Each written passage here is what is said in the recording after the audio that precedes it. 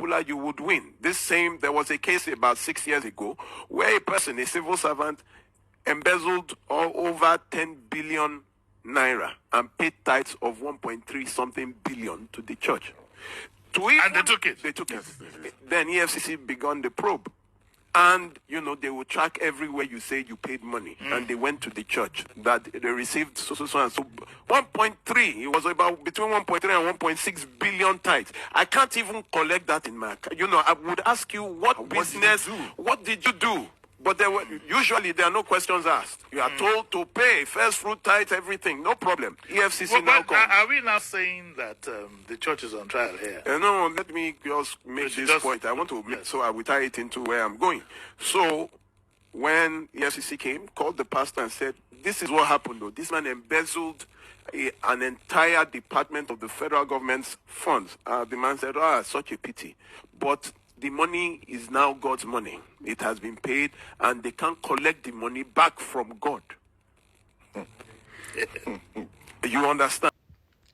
I initially made this video. If you are getting to see the video, this particular video, I initially made it as a short, this short video reel, and something said bring it to YouTube. Now, for those who are always abusing me for pastors, I want you have listened to what they said in that video. I keep saying your pastors are one of the reasons why Nigeria is where it is. If you are just joining me on this channel, I want to say welcome to this channel. My name is Adoni, and the name of this channel is Real Talk with Auntie Adoni, because I say it as it is, no matter how people feel. The truth, I stand on the truth and I uphold the truth. And the truth definitely is bitter to swallow. It's so unfortunate where we find ourselves as a people. And when we try to talk that these pastors are one of the reasons why Nigeria is the way it is, some people will come for your head. Now, you listen to that video. Where I posted it on Facebook, a particular person actually said that probably the story was not complete, that it was exaggerated. And he put a link of how an army officer gave 11 million. That's a civil servant, an army officer, gave 11 million to Winners Chapel. And that is what you are seeing on the screen beside me here.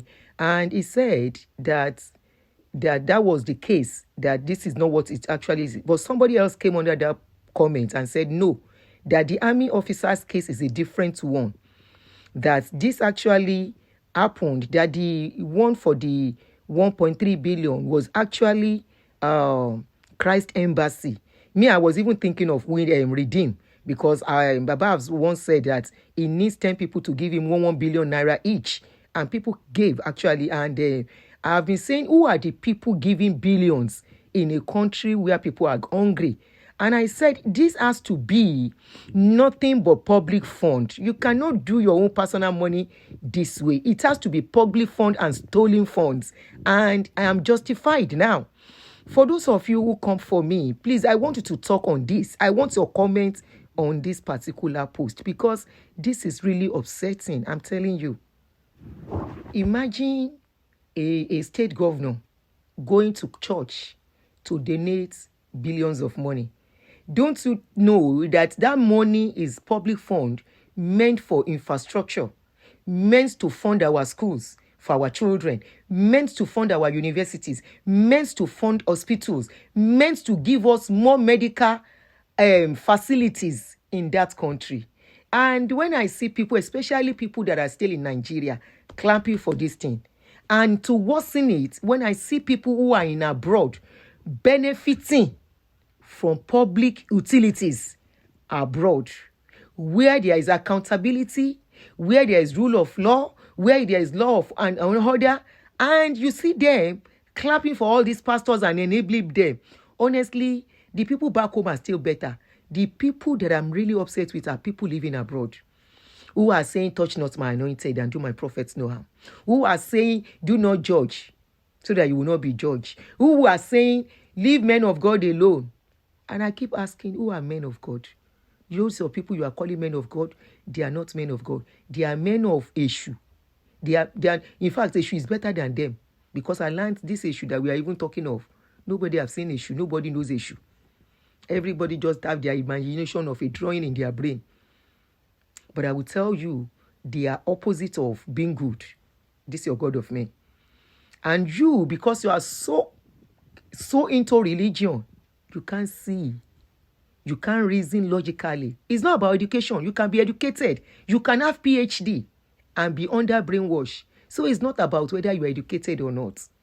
It's about being out of religions, all these religious shackles. It's about being out of this thing we are talking about. Now, that is confirmed that your pastors are part of the people collecting public fund. Even the pastors were not arrested. Funny enough, Alant Winners, his own case, this is the Winners case. He was involved. He was not arrested. And when they went to them, that where is the money? They said the money was given to God. It can't be returned.